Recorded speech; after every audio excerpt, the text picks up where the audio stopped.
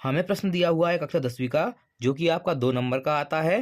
प्रश्न है, एक द्विघात बहुपद ज्ञात कीजिए जिनके शून्यकों का योग तथा गुणनफल क्रमशः दी गई संख्याएं हैं, जो कि हैं 0 और √5। तो हम मानते हैं, माना द्विघात बहुपद बराबर ax² plus bx plus c है। इसे समीकरण का हम द्विघात समीकरण का मानक रूप कहते हैं। और मानते हैं शून्यक। तो मान लेते हैं हम कि जो शून्यक हैं, शून्यक अल्फा कोमा बीटा है।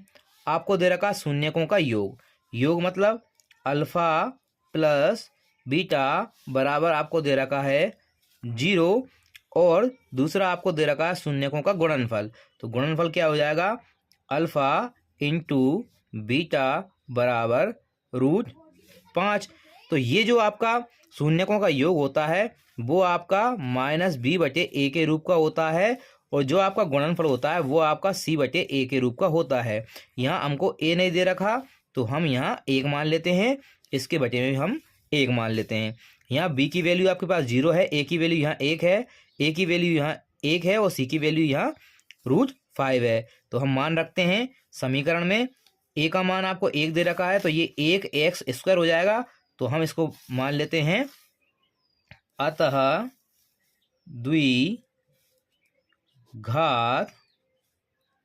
बहुपद, a की जगह आपको 1 लेना है, तो 1x², तो ये हो जाएगा आपका x² प्लस bx। b की वैल्यू यहाँ पे कितनी है 0, और 0 का गुणा आप x में करेंगे तो कितना आएगा 0 आ जाएगा।